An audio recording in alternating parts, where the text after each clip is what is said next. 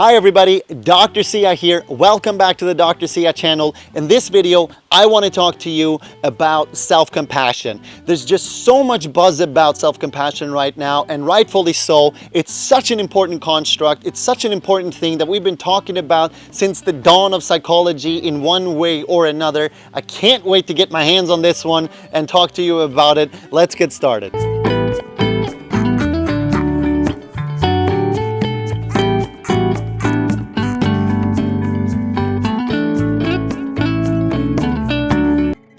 All right, so self-compassion, what is it? Now, firstly, self-compassion is different things based on who's writing about it and which scientist is looking at it, and that's just to be expected. So I'll just give you my impression of what self-compassion is here now based on what I've read and what I've understood and the way that I work on it.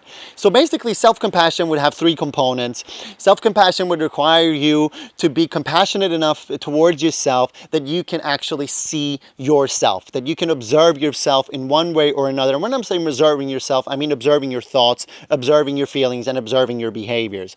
Then another component of self-compassion is something called common humanity.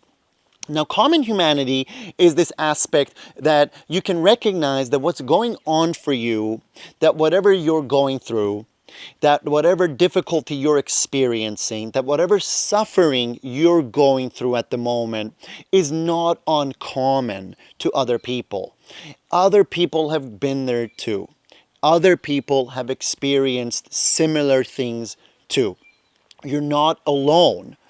And in understanding that, self-compassion provides you with a sense of normalcy, a sense of strength that, well, if other people have been here, then I must be normal. It can't be that unusual.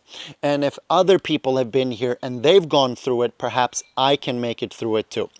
And then there's a third and perhaps final component of self-compassion, which is this idea of being kind and compassionate towards yourself.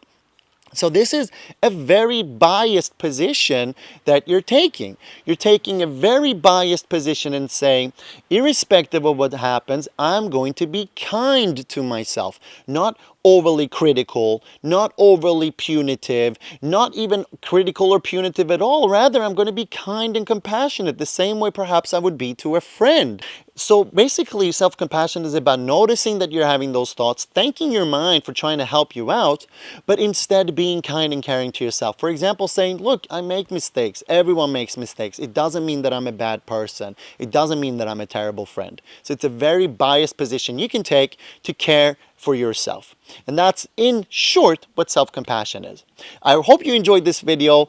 I really love talking about self-compassion, but I'm trying to keep these videos really short so you guys can use them on your way to the bus, on the bus on your way to uni or on your way to work or wherever you're on your way, instead of keeping them really long-winded. If you want to know more about self-compassion, please drop a comment down in the comment box down below, and I'm more than happy to talk more about it in another video. Thank you so much for your support. I really appreciate it. Without you, this entire thing would be really awkward, like I've said before. So thank you so much for your support. I'll see you next time.